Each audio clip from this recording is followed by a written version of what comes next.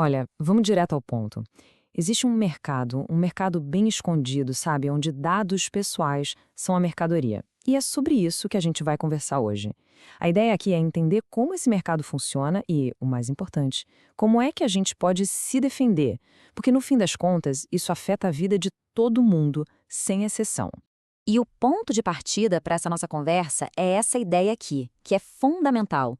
A exposição de dados hoje em dia não é mais uma questão de se vai acontecer. É uma questão de quanto, onde e, claro, o que está sendo feito para diminuir esse risco. Então, o nosso foco precisa mudar.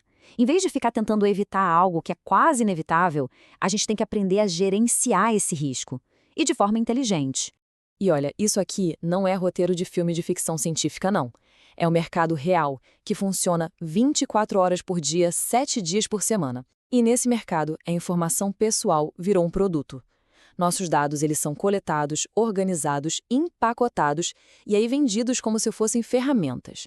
Ferramentas para quê? Para fraudes, para golpes, para invasão de contas. É um negócio sério. Mas calma lá. A ideia aqui não é criar paranoia de forma alguma. O objetivo é adotar uma postura prática. Pensa só, é como trancar a porta de casa.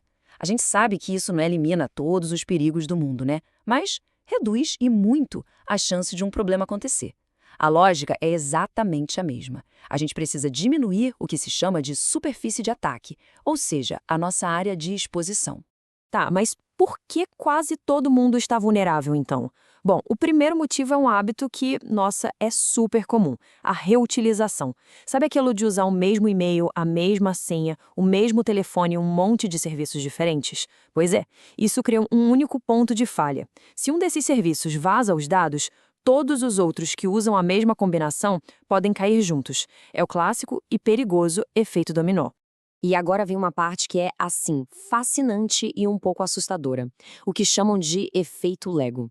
Pensa comigo, uma única pecinha de informação, tipo um e-mail, sozinha, parece inofensiva, né? Mas o que esse mercado de dados faz? Ele pega essa peça, junta com um número de telefone que vazou de outro lugar, aí adiciona um endereço de uma compra antiga e, de repente, clique, as peças se encaixam. E o que era um monte de dados soltos vira um perfil pessoal completo. Um perfil que vale ouro para criminosos. Bom, e o terceiro motivo é algo que muitas vezes nem está no nosso controle direto. É o risco na chamada cadeia de suprimentos. Funciona assim: a segurança da gente é tão forte quanto o elo mais fraco de toda a cadeia de serviços que a gente usa. Sabe aquele aplicativo esquecido lá no celular? Ou aquela lojinha online onde foi feita uma compra anos atrás? Pois é, uma única falha em qualquer um desses lugares já é o suficiente para expor nossos dados. Certo, então vamos acompanhar a jornada de um dado roubado, passo a passo. Tudo começa, claro, com a coleta. Esses dados vêm de vazamentos, de golpes de phishing, de malware, de tudo um pouco. Depois vem a etapa da organização. É aqui que as informações são cruzadas para montar perfis bem completos. Em seguida, a distribuição. Esses perfis viram pacotes, listas e são vendidos. E por último, a etapa final, a monetização. É aqui que o prejuízo se torna real, com fraudes e invasões de conta, é aí que o problema acontece de verdade. Tá, o cenário parece bem complicado, eu sei, mas agora vem a parte boa. Porque apesar de toda essa complexidade, a solução é bem mais simples do que parece. Acredita que com alguns hábitos bem disciplinados, é possível bloquear cerca de 80% dos danos em potencial? É basicamente o princípio de Pareto, aquele 80-20, aplicado direto na nossa segurança digital. E a diferença entre estar vulnerável e estar protegido fica muito, mas muito clara quando a gente coloca lado a lado. De um lado, a gente tem esses hábitos super comuns que acabam abrindo portas para ataques. Do outro, temos ações bem simples que constroem uma defesa sólida. E o ponto mais importante é o seguinte: essa mudança toda não depende de ser um expert em tecnologia, não. Depende de disciplina. E olha, de todos os riscos que a gente conversou, esse aqui talvez seja o campeão. Reutilizar uma senha é como assinar um cheque em branco e deixar por aí. Pensa só, um criminoso pega essa senha que vazou de um site qualquer e começa a testar. Testa no e-mail, testa no banco, nas redes sociais. O estrago que isso pode causar é, sem exagero, gigantesco. Então, vamos para a parte prática. O que fazer? As proteções que são essenciais são essas aqui. Primeiro, usar um gerenciador de senhas. É ele que vai criar e guardar senhas únicas e fortes para tudo. Segundo, ativar a autenticação multifator, o famoso MFA. em todas as contas importantes, como e-mail, redes sociais, bancos. E falando em e-mail, o ponto mais crucial de todos: a conta de e-mail principal tem que ser uma fortaleza. Pensa nela como a chave mestra da vida digital. Se ela cair, todo o resto está em risco. E claro, ter sempre um pé atrás com pedidos de informações e validar tudo por um canal diferente. Ceticismo é uma ferramenta de segurança. Certo? Imagine que todas as defesas estão ativas, tudo certinho. Mas, e se, mesmo com tudo isso, um ataque der certo?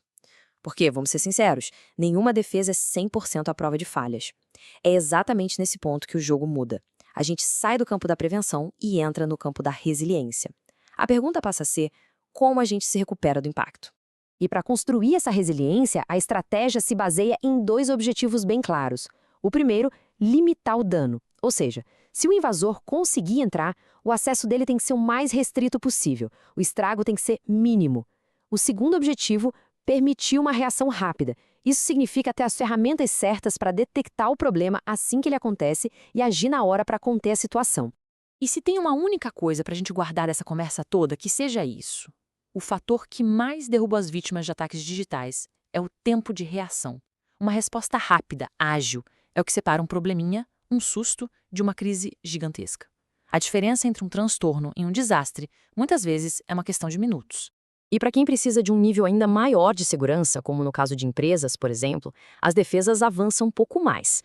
A gente está falando aqui de um controle de acesso muito mais rigoroso, de um monitoramento constante para ver se credenciais vazaram e, talvez o mais importante de tudo, ter um plano de resposta a incidentes já pronto, ensaiado, só esperando para ser executado se o pior acontecer. E para a gente fechar, fica aqui uma provocação para a gente pensar. Aquela tranquilidade digital que a gente às vezes sente, ela é fruto de um sistema que a gente construiu para ser resiliente ou é apenas sorte? Porque a sorte, a gente sabe, uma hora acaba. A verdadeira segurança, a resiliência, essa é construída ativamente, dia após dia, camada por camada.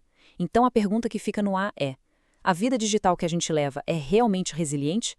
Ou está só contando os dias até a sorte virar?